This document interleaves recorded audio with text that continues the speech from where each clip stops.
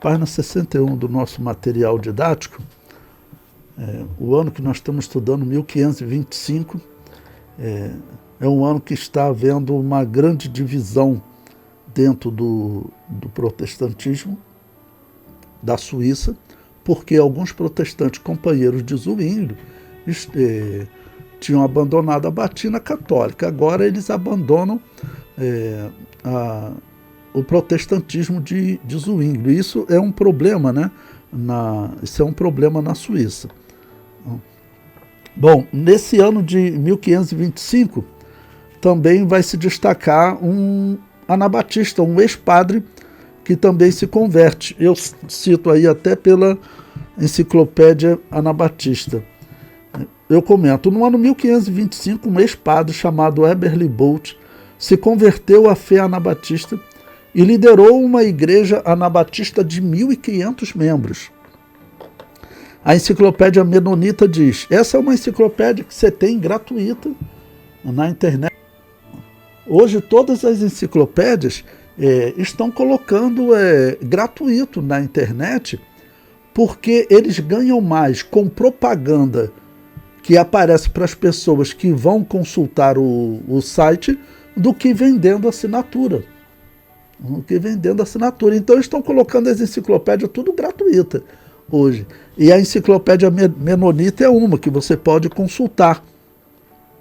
Eu coloquei o link dela ali, e ela diz, ele se permitiu ser batizado aqui em Saint-Gall, e como ele conhecia as Escrituras e era um orador eloquente, eles o rogaram para ser um pregador, e ele se declarou como pronto para pregar onde quer que eles desejassem. Então você veja, os anabatistas eram pessoas simples, né? Como se você for para o interior, você vai encontrar pessoas que eles às vezes têm dificuldade de leitura. Pense nisso há 500 anos atrás. Nós estamos no ano 1525, né? Que coincidência, exatamente 500 anos atrás. 500 anos atrás. Então, aquelas pessoas que estavam no campo, tanto que eu tenho dito para vocês, as mulheres normalmente era quem sabia ler nas famílias. As mulheres que normalmente sabiam ler. E aí acaba que ele seria, então, um padre sincero, que estava lá naquela religião, acreditando que ela era o cristianismo, e de repente ele chega à conclusão que aquilo tudo está errado. Então, uma pessoa sincera, Deus, então, vamos dizer, libertou ele. Ele aceitou Jesus numa igreja anabatista. E aceitando Jesus, imediatamente, ele conhecia muito as Escrituras. Então, em pouco tempo, ele se tornou uma pessoa de destaque lá. A enciclopédia prossegue. Então, quase toda a cidade se reuniu em Berlinsberg para ouvir o camponês. Ele pregou na cidade durante as férias da Páscoa e todos os dias da semana seguinte. Louvou o anabatismo, ou seja, nas suas pregações ele está dizendo que é realmente certo batizar só adulto, ou o rebatismo, né?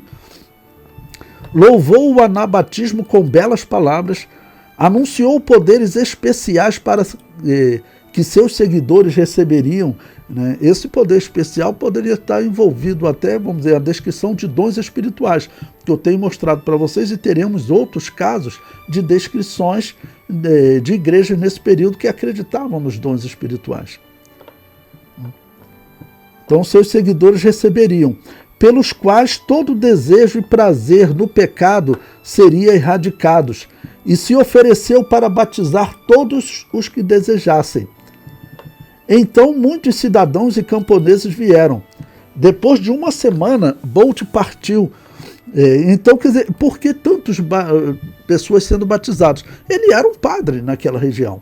E vamos dizer, sendo ele uma pessoa carismática, o povão, né? O povo não era envolvido com a religião deles fazerem a oração ao mundo dos mortos.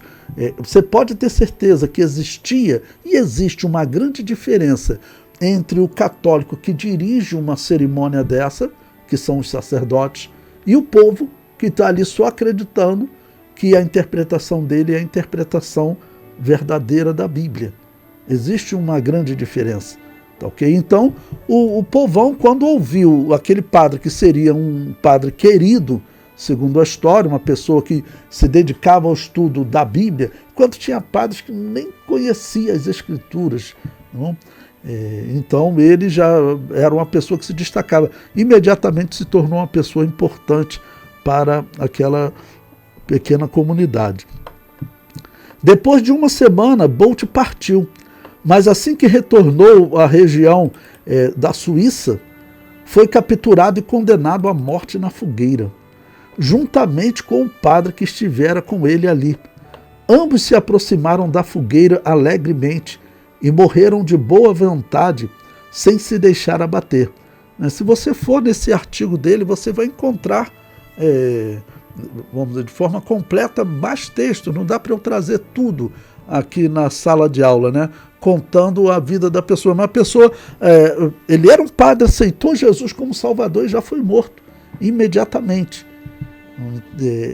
E nesse período, os protestantes, eles já tinham visto que realmente as igrejas anabatistas, vamos dizer, eram perigosas. Estou falando para a religião, porque Zwinglio, ele era ligado a essa religião, ele era um sacerdote dessa religião. Ele não era simplesmente um católico do povo sendo enganado, não. Ele era um sacerdote da religião.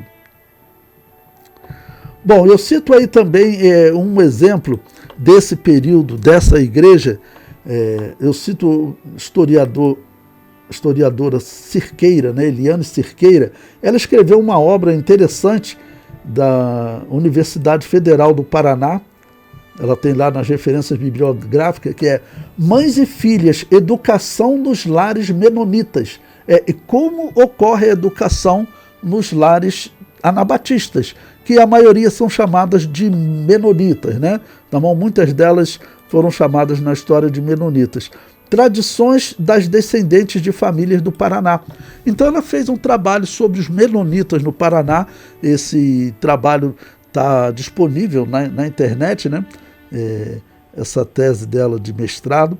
E aí o que ocorre? Ela dá exemplo de como eram a educação entre os anabatistas, que principalmente as meninas, por exemplo, sabiam ler. A educação era feita no lar, porque essa é uma recomendação bíblica, né? Deus falou para os israelitas, olha, para o conhecimento continuar sendo propagado, você tem que ensinar o seu filho caminhando no caminho, assentado na porta da tua casa, você tem que estar ensinando o teu filho a todo momento, senão o conhecimento se perde. Então os cristãos sempre fizeram isso na história. Eu, claro, procurei, né, desde que meu filho começou a crescer, e claro, sempre ensinando a fé a ele, para que meu filho tivesse fé.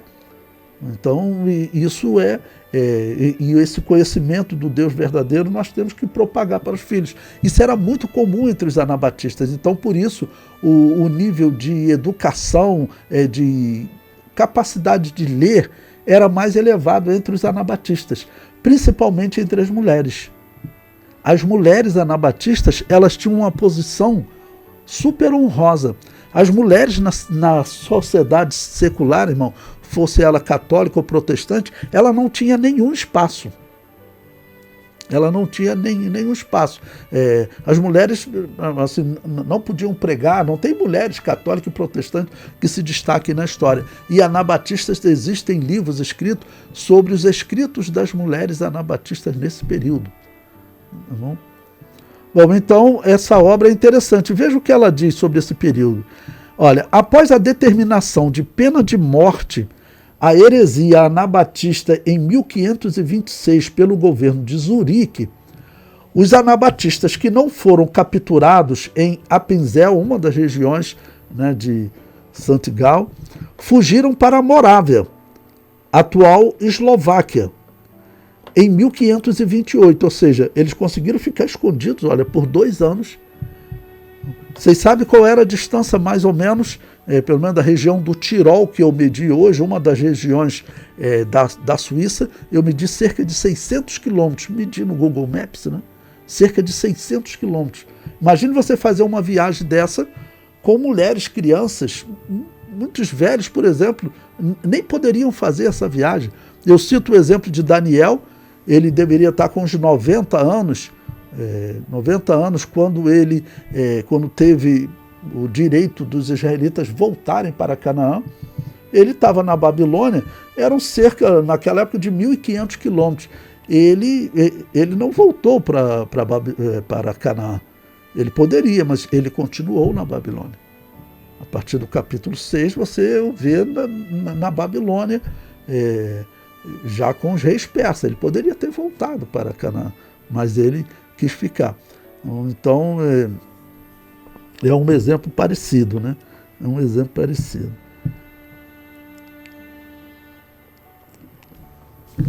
Pois bem, e ainda a conclusão que ela fala, né? Então eles fugiram para a Morávia, cerca de 600 quilômetros. Pode ter tido idosos, como eu falei, que nem possam ter viajado. Muito provável. Ele diz, e assim se iniciou uma marca sensível dos anabatistas relacionada à perseguição. A partir desse período, né, vai haver uma grande conversão ao anabatismo de católicos, principalmente na Suíça. Esses batismos que Konrad Grebel e outros estão fazendo na Suíça, como Eberly Bolt, não? Esses batismos estão sendo de muitos católicos que tinham sido batizados quando crianças e agora tinham 40, 50 anos, e o ex-padre fala para ele, olha, eu cheguei à conclusão que aquele batismo é errado.